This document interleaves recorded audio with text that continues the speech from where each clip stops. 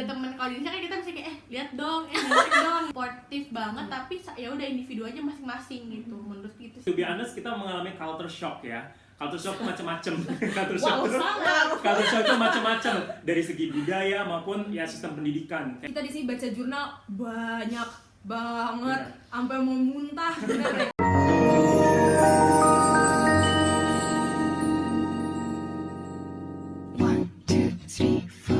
Pertanyaan keempat, Kak, gimana caranya untuk meyakinkan bahwa kuliah di luar negeri itu se-worth it itu? And tricks to pass-nya gimana? Coba dari S1 dulu. S1 dulu nih. Worth it nggak sih di sini? Apa ya, menurutku pengalamanku 3 tahun di sini bedanya aku ngeliat kayak dari segi pola belajar mereka aja sih. Jadi buat aku tuh lebih beda jarak apa ya, lebih kritis. Sepakat.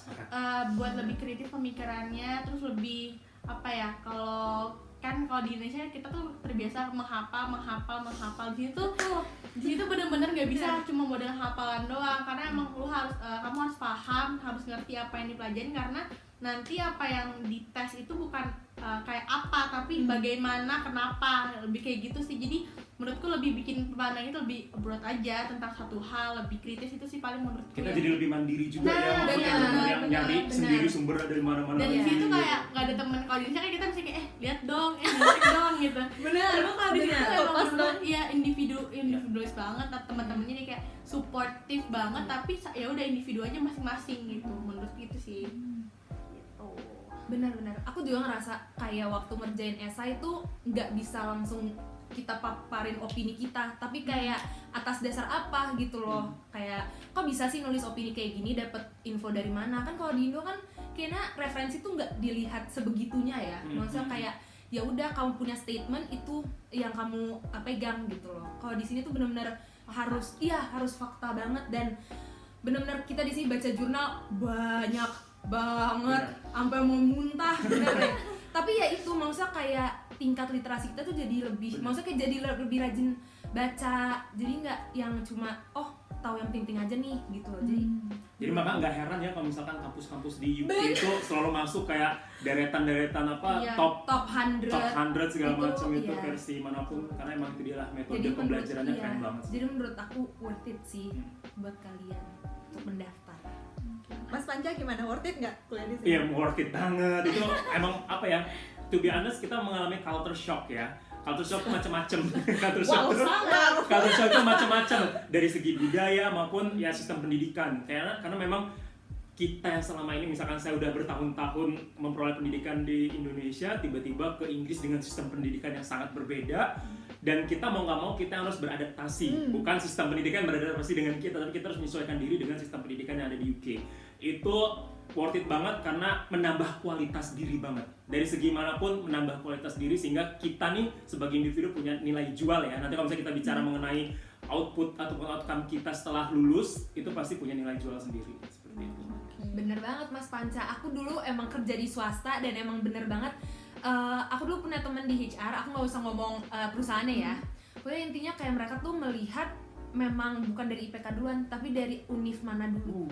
Dan pengalaman, jadi saran aku juga, aku nggak tahu kalau ada pertanyaan lanjutan dari ini tentang organisasi. Saran aku, kalau emang kalian mau kayak daftar beasiswa, daftar pekerjaan yang emang kayak di swasta, atau pekerjaan yang emang top 5 gitu, saran aku kalian benar-benar ikut organisasi.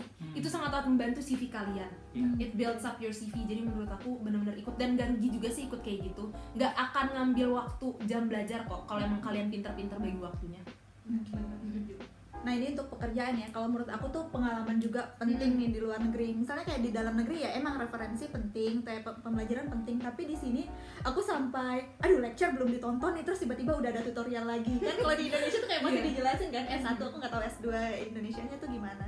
Tapi sistem S2 di sini tuh menurut aku demanding, dan tapi di satu sisi tuh aduh kok cuma setahun sih kuliah. Pengen nambah gitu, soalnya kayak pengalaman, terus kayak di kelas itu walaupun kita masih blended ya, sistemnya tuh kayak benar-benar menambah wawasan, dan juga selama tinggal di sini tuh ada aja pengalaman baru yang buat kita tuh oh gini ya dunia, ternyata tuh kadang nggak semudah itu, atau mungkin ternyata nggak sesulit itu kok, ternyata kita juga bisa beradaptasi. Jadi kayak aduh dicoba aja teman-teman. Emang benar kata orang-orang tuh S2 bukan tentang ilmu di dalam kelasnya, tetapi di luarnya, di proses kita mengenal orang luar lah, terus proses kita beradaptasi. Di Indonesia mah kita jadi mayoritas ya. Circle-nya itu aja juga. kayak masih geng-gengan. Kalau di sini kayak ada orang Indonesia aja udah seneng gitu. Tapi selalu juga nih buat Ica berani ngambil S1-nya tuh udah di luar negeri gitu. Jadi Biomed lagi, iya, amazing. Keren banget maksudnya. Farmako, ya Allah maaf, Farmako guys. Tapi keren banget kan maksudnya. Iya. Abis lulus SMA itu kan maksudnya Iya. apa ya, dari segi umur masih muda banget, terus berani menantang diri untuk survive di luar negeri, Keluar dari comfort keluar zone dari comfort ya. zone-nya untuk menimba ilmu yang jauh lebih. Wah, keren banget Ica. Iya, aku tuh berarti aku itu sampai di sini umurku 16 tahun masih. Tuh, 16 tahun aku iya. ngapain? 16 tahun ngapain ya gue?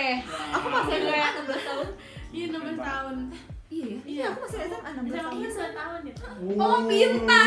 Ini fakta terbaru nih. Fakta terbaru. Kita aja baru tahu. Oh Ica, ada tambahan nih pertanyaan. Kalau S1 tuh di UK, apakah harus kuliah dulu di Indonesia? Ada pertanyaan seperti itu.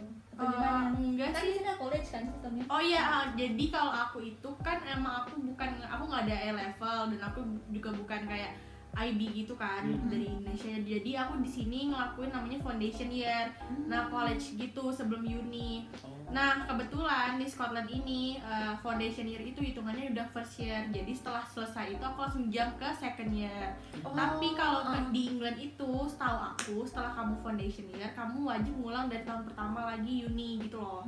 Jadi nanti jadwal 5 tahun gitu ya? Jadi kalau di UK kan kalau di England kan cuma 3 tahun. Oh iya. Jadi sama aja sih, jatuhnya sama 4 tahun gitu. Jadi emang ada tambahan yaitu foundation itu sih buat ganti si A level itu nilainya gitu. Oke, mungkin ada yang bingung kan, kok beda ini UK sama England? England sama Scotland.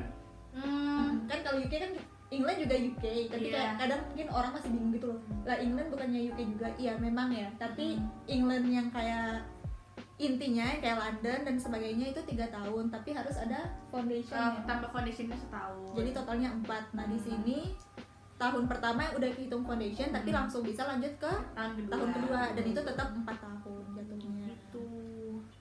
Oke, pertanyaan selanjutnya Kak, kalau surat rekomendasi harus dari dosen atau boleh hanya dari atasan tempat kerja? Terus nyambung nih pertanyaan yang ini lagi.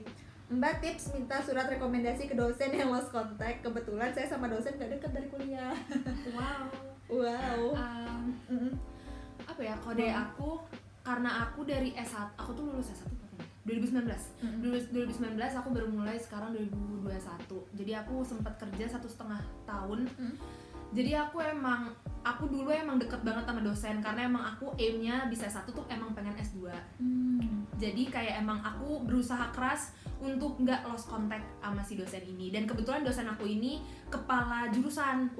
Jadi gak tau ya laki apa gimana, tapi emang ya aku memang mendekatkan diri kepada dia. Jadi aku waktu itu surat rekomendasinya dari atasanku yang di kerjaan, dan kebetulan aku atasan di kerjaan ini sangat amat dekat juga, kayak pokoknya deket deh. Jadi kayak aku mintanya dari dua kan, dimintanya dua kan kita dari dosen sama dari atasan bosku. Tapi sebenarnya boleh-boleh aja sih, dia nggak ngasih tahu spesifik harus dari mana sih. Yang penting yang tahu kamu aja. Maksudku jangan temen juga ya. Maksudnya yang kredibel guys, jangan yang misalkan temen dekatmu kalau mintain rekomendasi gitu loh. Gitu sih. Dan menambahkan nih, kalau nggak salah kalau misalkan temen-temen nih melalui agen pendidikan ya, kayak misalkan IDP atau Sun Education segala macam, itu dijelasin bahwa kalau misalkan rentang waktu antara kita lulus S1-nya dengan saat kita mau daftar S2 itu udah lebih dari 5 tahun, sebenarnya nggak harus dosen. Jadi bisa dua-duanya itu dari lingkungan kerja. Jadi itu sebenarnya salah satu informasi yang aku dapetin juga nih, karena aku termasuk yang gapnya tuh waktu itu belum 5 tahun, memang 4 tahun. Tapi aku pakai dua-duanya itu dari atasan langsung. Termasuk yang dua-duanya nggak pakai dari dosen salah satu, tapi dua-duanya itu dari atasan langsung. Jadi bisa kok seperti itu. Dan tapi buat teman-teman yang saat ini masih kuliah, ini S1 penting banget untuk menjaga relasi, maksudnya menjaga networking dengan dosen pembimbing ataupun dengan siapapun. Pokoknya penting banget. Jadi jangan dilupakan seperti itu. Bukan masalah cari muka nggak cari mukanya Bener. ya, tapi Kadang kayak kan iya. menjaga aja hubungan gitu. Iya, kadang aku bisa merasakan kok yang namanya menjilat tuh, karena aku ngerasa suka digituin gitu loh. Jadi kayak enggak kok guys, udah tebel muka aja. Dan dosen biasanya tuh dalam hatinya tuh kayak seneng gitu dan bangga Seneng. gitu. Iya bener. Kayak sekarang aja, udah lanjut ya Enta di sini kayak gitu. Jadi dosennya pun juga senang. Punya Jadi kayak kebanggaan banyak tersendiri. Iya. alumninya lanjut kemana seperti itu. Jadi kayak jangan negative thinking dan Kalau takut S1 aja. nggak perlu pakai itu ya? Surat-surat rekomendasi. Aku kemarin kalau nggak salah seingatku rekomendasi kayaknya enggak deh, Enggak ya? nggak perlu deh. Oke. Jadi kalau misalnya fresh grade itu ya nggak apa-apa sama dosen. Kalau Ya. misalnya ya belum ada pengalaman kerja, dosen dua-duanya nggak apa-apa. Kalau udah ada pengalaman kerja kayak saya kemarin, saya campur dosen iya, atasan teman kerja iya. Tapi kalau misalnya mau kayak Mas Panca pun juga boleh. Yang penting kita pakai kop kan ya, kop Iya, instansi. Kalau Iya dari iya Glasgow. benar-benar. Nah itu yang dipentingkan. Oke, ada nggak sih univ yang mau nerima jenjang D4 buat master di sana? Ada. Nah, Ya, jadi Silakan. sebenarnya aku bukan D4, tapi teman-temanku tuh kebanyakan dulu kan, aku dulu D3-nya D3 stan. Nah, kebanyakan teman-teman tuh lanjut ke D4 stan. Iya. Ya kan? Nah, ada kok teman-teman yang beralih dari D4 S2 itu diterima kok. Jadi D4 tuh setara sama S1. Don't worry. iya. Say where to go.